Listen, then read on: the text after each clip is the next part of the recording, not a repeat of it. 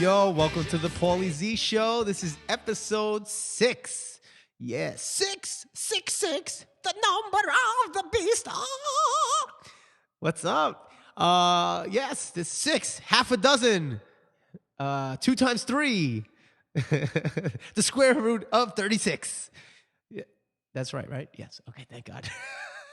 So we made it to episode 6. First of all, before we start anything, let me just apologize for anyone who tried to listen to episode 5 on the website. We did have some technical difficulties, but it was fixed pretty quickly. And I just want to thank everyone for hanging in there. You know, again, this is a sort of a work in progress. We're learning as we go. So I appreciate everyone's patience. So now, what are we going to talk about in episode 6? Well, I think this is going to have to be a 2 or 3 part episode because so much happened in the last week that I don't think I can cover it in one podcast unless it was like a 12-hour podcast. And the main thing is that I actually flew out to LA to be one of the guest singers with Camp Freddy. Now, just a brief history of what Camp Freddy is. It's Dave Navarro. I think he started it. It's a band that Dave Navarro sort of runs with some other superstar musicians, and there's a revolving door of guests that come in and usually sing, sometimes play, and they do cover songs. You know, they'll just pick songs that they like to play, and they do a lot of corporate events, and then they'll do shows, mostly in California. They haven't really come over to our side of the pond yet, but the point is that it's like I don't want to say a cover band because it's really not. It's like an all-star jam band. Think of it that way. Just a bunch of superstars getting together.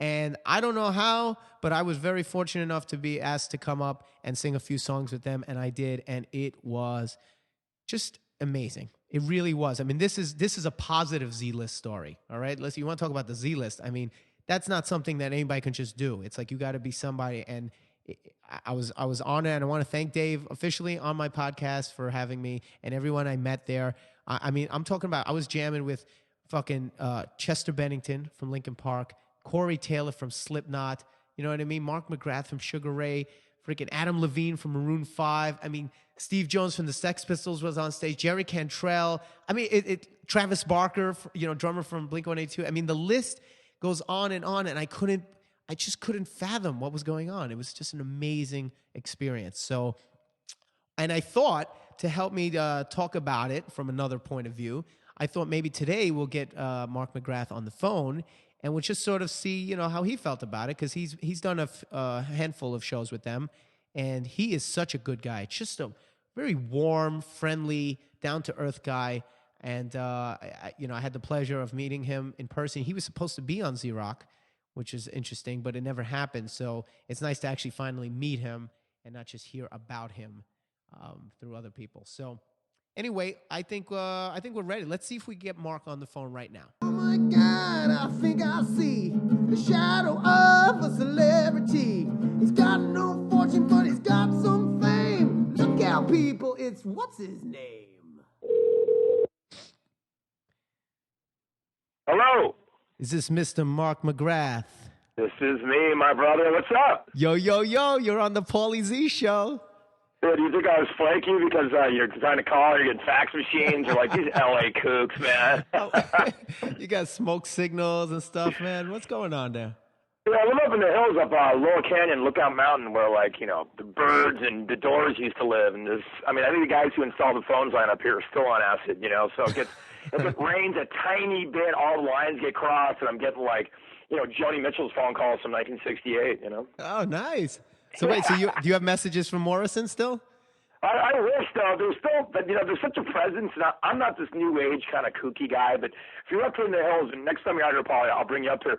There is an energy up here. I mean, so much amazing music. I mean, music from Neil Young, Crosby, Stills and Nash, Love, The Doors, The Turtles even were written on 2 streets up here. So you can't help but tap into some of the ghost artistry up here. Even though I'm sure me and Sugar Ray kind of taint that whole artistic vibe. Wait, now when you say the hills, now I'm not. I go to LA maybe once, sometimes twice a year, so I'm not very familiar. I stayed at my friend's guest house, and it was like Laurel Canyon. You go up, it's Crescent Heights turns into, Is that towards the the hills? Laurel Canyon. Yep. Yeah, is that what you're talking about? That's right there, bro. You kind of go up by the country store, and then there's really iconic streets up here. Laurel Canyon, obviously being one of them. Lookout Mountain, Appian Way. There's just all these like nooks and crannies and houses of incredible artistry and just architecture and stuff. And you're literally like a minute from Sunset Boulevard, But up here you can actually feed deers, and you see like birds actually living in squirrels and stuff. I mean, imagine imagine having houses built in Central Park too, and you lived in there. Right. Well, you know what? One thing that was very frustrating for me though is I got no signal up there. So every time I wanted to call like my friends to get together for something, I'd have to actually drive down to that store. I don't know what the name of that store is, but it's like country store. Yeah, Canyon Country Store. Is that Kirkwood or something?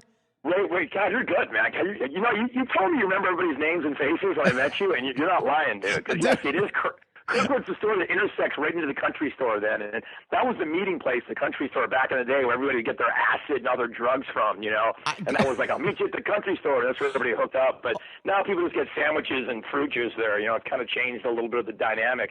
But that is sort of the focal point of the hills and sort of the heart and soul of the Canyon Country Store. Really? But you were definitely, if you were on a guest house in Laurel Canyon, you were doing it right, my brother. You were doing the hills. Yeah, no, now I know. I didn't have any idea that it was in the hills. And you know what's funny? I could totally see that because when I went to that store, I actually, like I said, I had to go down there literally in my pajamas just to make a phone call, tell my friends I was going to meet them.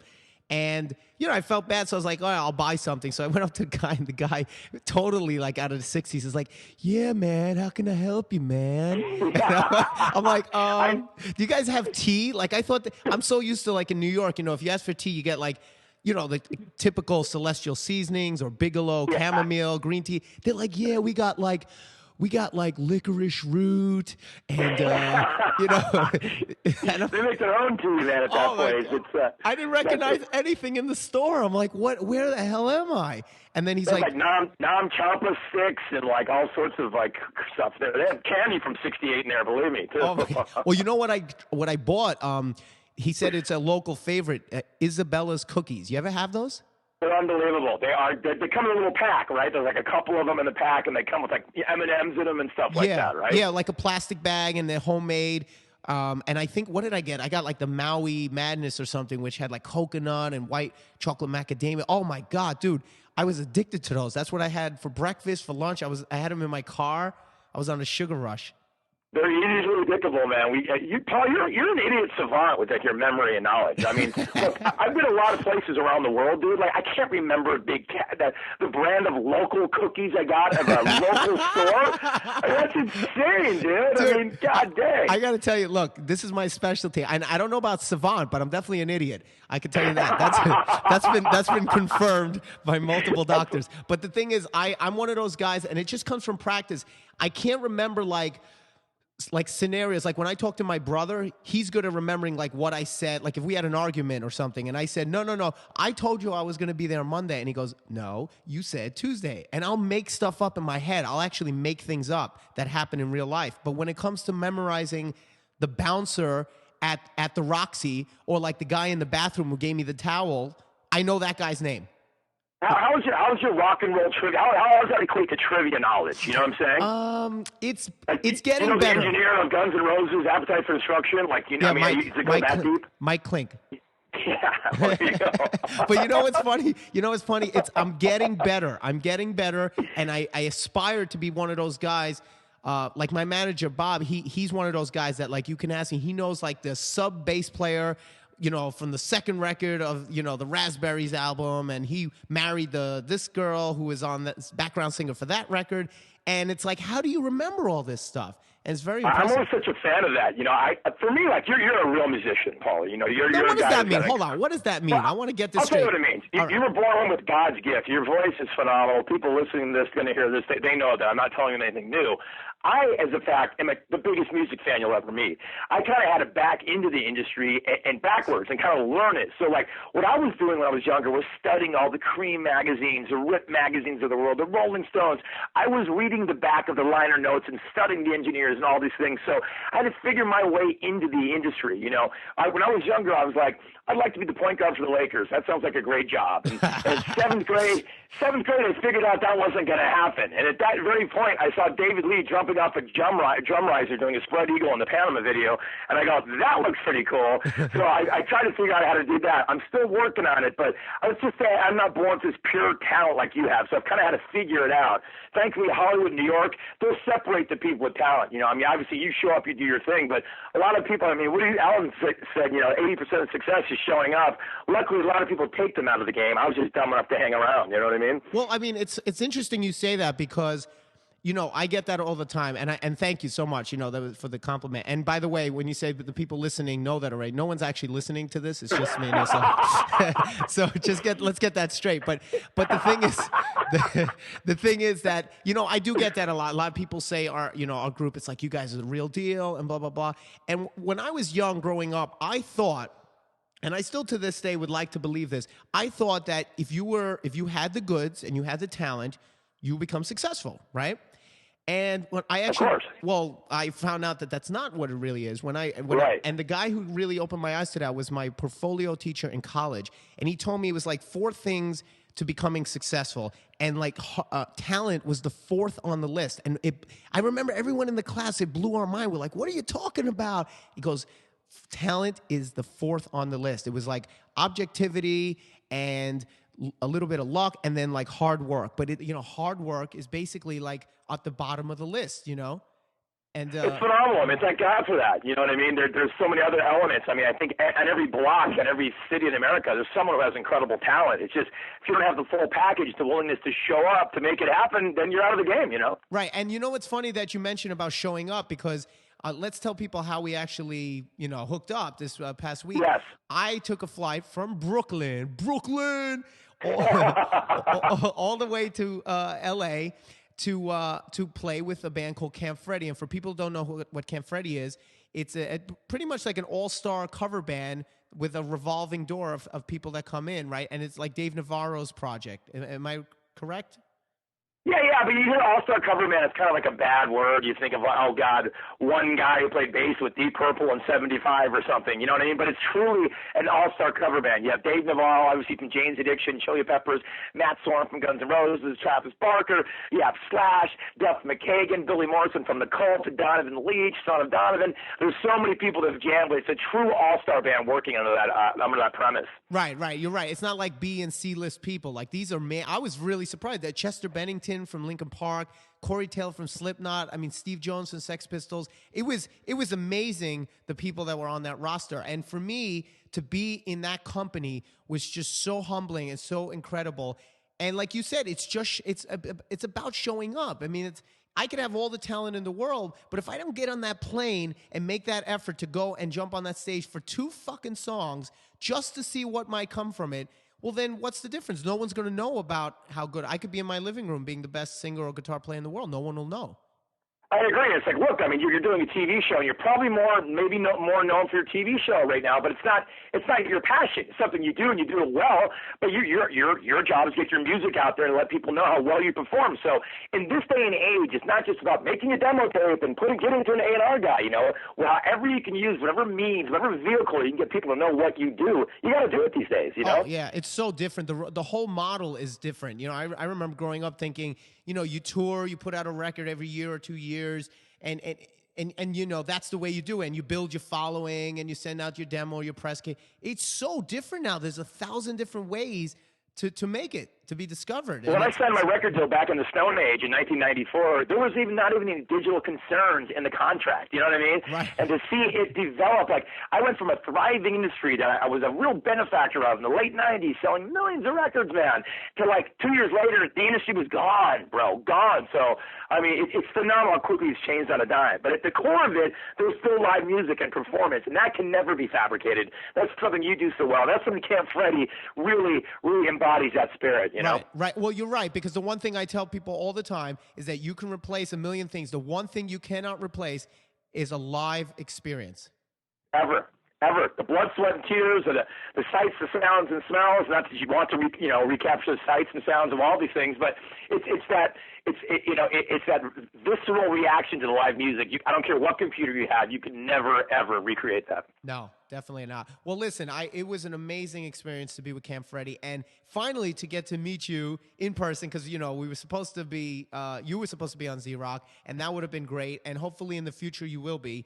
But to finally meet I'm definitely ready, dude. Jason Flom fucked up the logistics on that, so I'm. Well, you can't leave it to those people. You got to get it done yourself. Yeah, you're right, man. I'm starting to believe my own bullshit now. But you did such a great job, Paulie. You went out there in the two, the Camp Freddy show. The one was at the Roxy, and those are real Camp Freddy fans. But the first show you played on Thursday was at a guy Brent Bolthouse's 40th birthday party. And Brent's kind of the club guy here in LA. He's been running clubs, owning clubs, promoting clubs for 20 years. And he gets the hip, sort of highfalutin, butter, marquee crowd that you guys get there in New York. And, these people, they're not the most enthusiastic crowd, let's say, for rock and roll. And you went out there and blew minds, Paul. You say you could be mine and blew people's wigs back. They're used to hearing, bands like Hockey or the Decemberists or, Death to Aphrodite. And you go out there and rip their heads off and shove rock and roll down their face. It really opened up the doors for all of us, man. I was so impressed. I'd seen you perform on the show, but never in that sort of, three-dimensional rock and roll format. You just destroyed it. You made a real impression on everybody there. And you have Rock and Roll Hall of Fame members on stage there, Camp Freddy, going, who the fuck is Paulie Z guy, and how do I jam with them more, Well, I hope that's what they were saying, because I'd love to do it again, man. I really would. It was amazing. You can count on it, dude. And they might even pay for your flight out this time. How's that? Ooh, now we're talking. Now we're talking. I probably spend more money on food than I do on flights, because I eat like a maniac, but... Well, I heard there's a foodie, man. I can't wait to, we got a restaurant out here that me and Mike Ness from Social Distortion and a couple other guys got involved with a couple years ago in Newport Beach called A Restaurant. Now, I'm going to take your ass down there, Paulie, when you come out here. I want you to critique the food Brooklyn style, What is it called? A Restaurant? It's called A Restaurant. It used to be called the Arches. It's this real iconic building that's been there for 80 years. It's the oldest operating restaurant in the OC. And they were going to tear it down and put a fucking Pinkberry in there or something, So they said, fuck that. Let's save this place and open up a sort of clubhouse for all the musicians and, and surfers and dudes to come down and have some fun, I like it. Well, listen, I'll tell you what, Mark, we can talk. I feel like we can probably talk all day, because you're like me. You're a talker. I can tell right away. So this all day, brother. This could go on all day. But listen, what I want to do is next time I'm probably going to come out there for NAMM, which is in January. So what we'll do is I'll hook up with you. We'll go to that restaurant, and then I'll have you back on the show, and we'll critique the restaurant. Like, I'll tell you what I liked and what I didn't like, and you can tell me some of the things that you like, your favorite dishes, so that people who do go there, they'll know it's like, oh, this is what Mark recommends, or this is what Paulie recommends. How do you sound? How does that sound? That'd be a gas, man. I'd appreciate that, dude. Oh, you're the best. You are a true pro, my friend. Listen, this has been great. You're the best, Paulie. Happy holidays, my brother. I look forward to seeing you in January. All right, same to you and your family. Happy holidays. Happy New Year. And I'll talk to you soon. Thanks, brother. All right, later, bro. Later. All right, so let's do some Yo Paulie, which is basically some me reading fan mail. People that email me. And if anybody wants to email me, I'll just get it right out before we start. You can email me at yopaulie@thepauliezshow.com. And Paulie is Paulie. Okay. All right, so we're getting more every week, which is very exciting. Anytime you get fan mail, it's pretty awesome to know that someone took the time to actually write to you. Let's see. First one here. I'll try to read these quickly. Yo Paulie episode 5. Well, this comes from Tom. Yo Paulie episode 5 was pretty funny. Listening from Columbus, Ohio. I did want to mention I'm also a fan of pro wrestling and the Undisputed Tag Team Champions, Chris Jericho. Blah blah blah. Oh, I want to know what you thought of his band Fozzy. They just released their 4th album over the summer. I actually like Fozzy. I think I got to be honest. The song "Enemy" it's a great song. I don't love the production. That's my one thing, Chris. I love you and everything, but I gotta say the production, at least on the songs I heard, just a little too compressed for me. A little too noisy. I think if they could bring it back a little bit, it'd be great. Because the song is a really good song. It's very catchy, very modern, but still has a lot of good old school melody. And Chris does a great job. I have to say, I'm very surprised. You wouldn't think when you see him wrestling and the way he talks, he's got more of a low register voice. And then when he's singing, he can hit. He sounds sort of like Ozzy, like that's the sort of tonality. So I think they do a great job, and I don't have the new one yet, but I will definitely get it, and maybe we'll review that with Benny Boy. Check out the new Fozzy album. And then Tom also says, as for food, whenever you're in Denver, Colorado, you need to check out a place called, let me see if I'm saying this right, Bo Joe's Pizza. They have a great fire-baked pizza, and they serve by the pound. I like that. I actually walked by a place in Manhattan, and this was just by chance. I don't remember where I was going, but it was like I just happened to walk by, and it was a pizzeria, and it's the same thing. You go by the pound, and I thought that was awesome because they had so many different varieties. So I was like, can I get just like a 16th of a pound? Like they would look at me like I'm an idiot because I'm just like, I just want like an eighth of a pound of that one and a 16th of a pound of that one. And and they're like, sure. And they're cutting these little slivers. And I was just taking bites of all the pizzas, but I thought it was really, really cool idea. So next time I'm in Denver, that's where I'll go. And all right, let's go to another one. Let's see. Okay, this is from Drew. Drew, let's see. Drew is going to recommend, I almost forgot to recommend the best album of the year so far, the new Winger called Karma. Now, I heard of a few people talk about this, and I'm very, very interested in hearing this because, Winger's been off the map for quite a while, and he had some good stuff back in the day, but I don't know if he would ever be considered sort of like the A list of 80s hair metal. He was probably more B-lister and didn't really have songs that I think today would stand up, with the exception of like, Headed for a Heartbreak or whatever. People still like it, but I heard some really good things about this new album. It says, let's see what he says here. Dude, no joke, this shit is slamming. Reb Beach throws it down. You've got to listen to the song Witness. It has no shit. One of the baddest solos, and he put baddest in capitals, so he means it. Baddest solos I ever heard. Blah, blah, blah, blah, blah. Amazing album. Kind of has a White Snake feel. All right, so I'm very interested. That's another one that maybe we'll do. I'll get a hold of. But, it'd be nice to see what Winger's up to, and I heard a lot of good things about that. So thank you, Drew, for the recommendation. I will definitely check that out. We'll review it on the Paulie Z Show. All right, let's go through a couple more real quick. All right. Stephen Hines, let's see. Hey, Paulie, I love your podcast, dude. You never cease to crack me up. My wife and I talked to you when ZO2 played Cincinnati in August. I was the pasty white guy who talked to you about King's X. And he goes, let's see. Also, how about naming some more obscure bands that you're interested or that I'm interested in and influenced by? Well, you know what? That is something I definitely want to do more of because, there's a lot of, I love when people turn me on to bands that I never heard of, whether it's older bands or even newer bands that are coming out.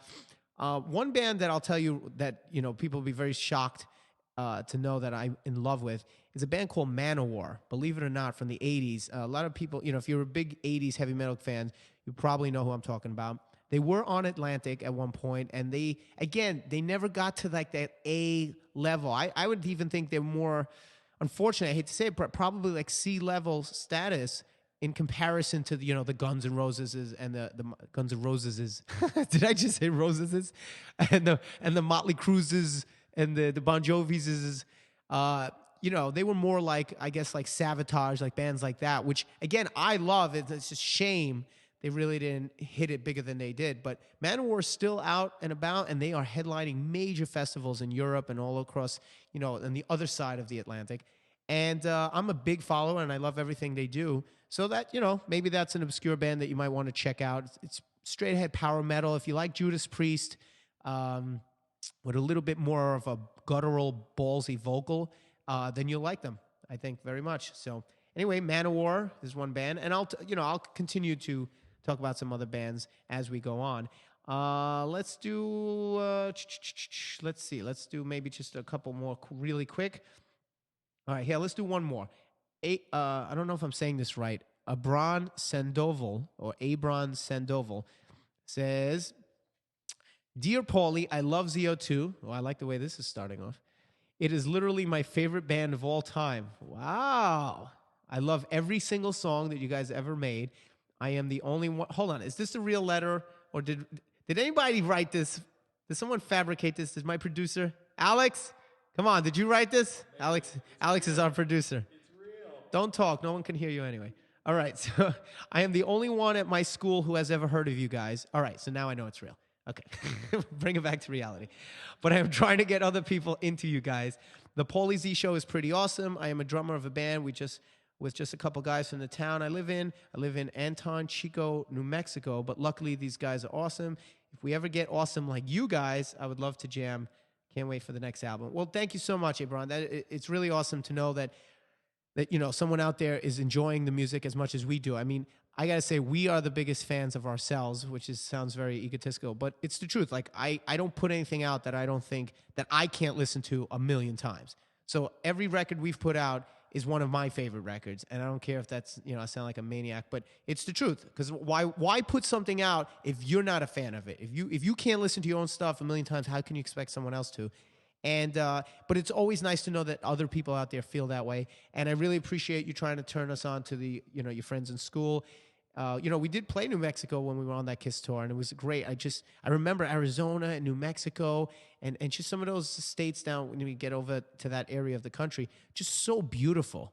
So beautiful, so different, from growing up in Brooklyn and then seeing this, this reddish sand and the rocks and just the trees. Everything is different. You don't really take into account like your environment until you've been out of it. Just the trees of New York are very specific to New York. And then when I went to LA and I started seeing these palm trees, and it blew my mind. I was like, and then I go home and now I appreciate the trees in New York. I appreciate the garbage on the streets. I appreciate the bums. You know what I mean? It's like that's home. So hopefully we'll come back to New Mexico soon, and you can, by that point, turn on your whole school to ZO2, and, you guys can come down for a show. All right? So, all right, we got more stuff here. Let me see. You hear all that? That's all my fan mail. That's a lot of fan mail. But we're not going to, I could do this for hours, so we're going to stop here. And if you want to comment, even if it's a negative, I don't care. Just, if you want to say something, if you have critiques, or if you just want to say how much you love the show, that's great. Just email me at yopaulie@thepauliezshow.com. All right, I'll talk to you guys later.